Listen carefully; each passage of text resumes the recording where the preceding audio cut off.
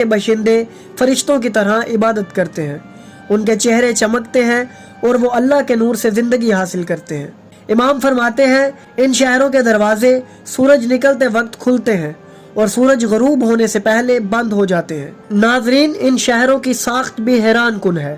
ان کی دیواریں یاقوت اور زمرد سے بنی ہوئی ہیں، دروازے سونے کے ہیں، ان کے دریا دودھ اور شہد سے بہتے ہیں، ان کے مکین نوری لباس پہنتے ہیں اور اللہ کی حمد میں ہمیشہ مصروف رہتے ہیں۔ نہ ان میں کوئی جھگڑا ہوتا ہے، نہ حسد اور نہ تکبر۔ وہ اللہ کے منتخب بندے ہیں جنہیں دنیا والوں کی آنکھوں سے چھپا دیا گیا ہے۔ ان تمام تفصیلات کے باوجود ایک بات ہمیں جھنجھوڑ دیتی ہے، وہ یہ کہ اہل بیت علیہ السلام کا ان شہروں پر حجت ہونا۔ امام جعفر صادق علیہ السلام سے روایت ہے، انہوں نے فرمایا، جابرسا اور جابلکا کے لوگ اہل بیت علیہ السلام کی ولایت کو مانتے ہیں، ان پر بھی ہماری